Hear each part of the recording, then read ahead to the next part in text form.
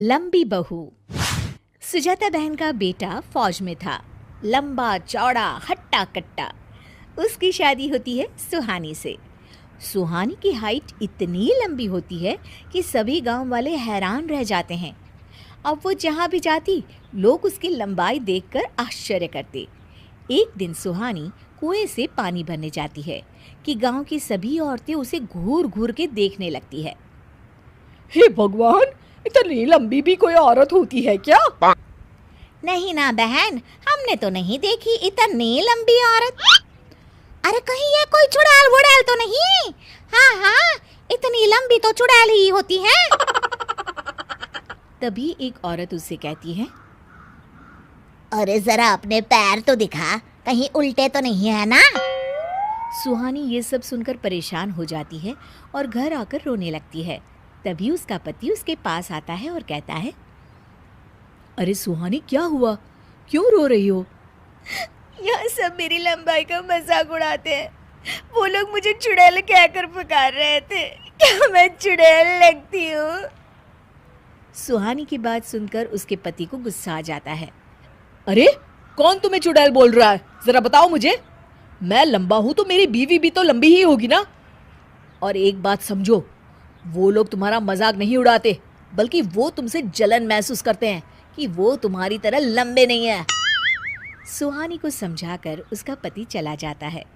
सुहानी भी थोड़े वक्त के लिए ठीक हो जाती है, लेकिन वो कहीं भी आने जाने से परहेज करने लगती है।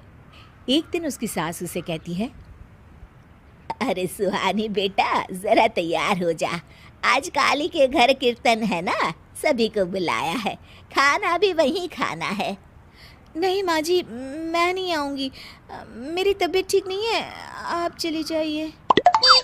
सास सुहानी की बात सुनकर अकेले ही चली जाती है।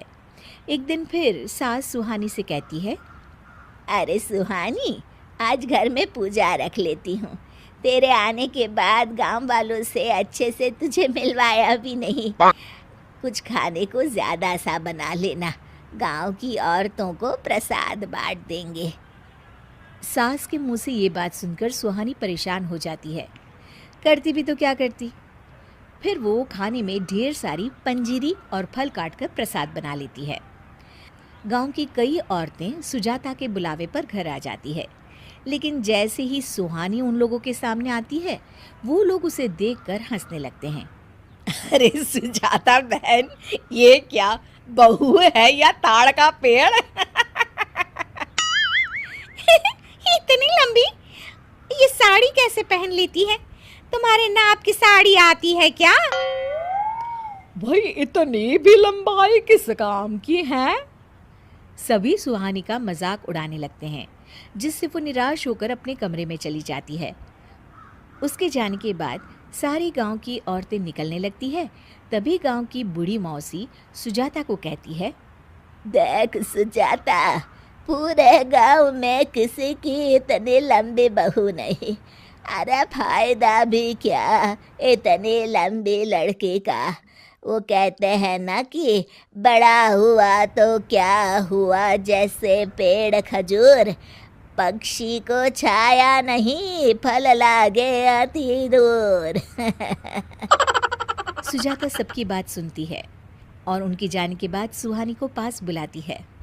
सुहानी बहू, मैं आज समझ गई कि तू कहीं भी जाने से क्यों कतराती थी, लेकिन परेशान न हो बेटा। अब मेरा बेटा लंबा है तो मैं भी चाहती थी कि मेरी बहू लंबी हो।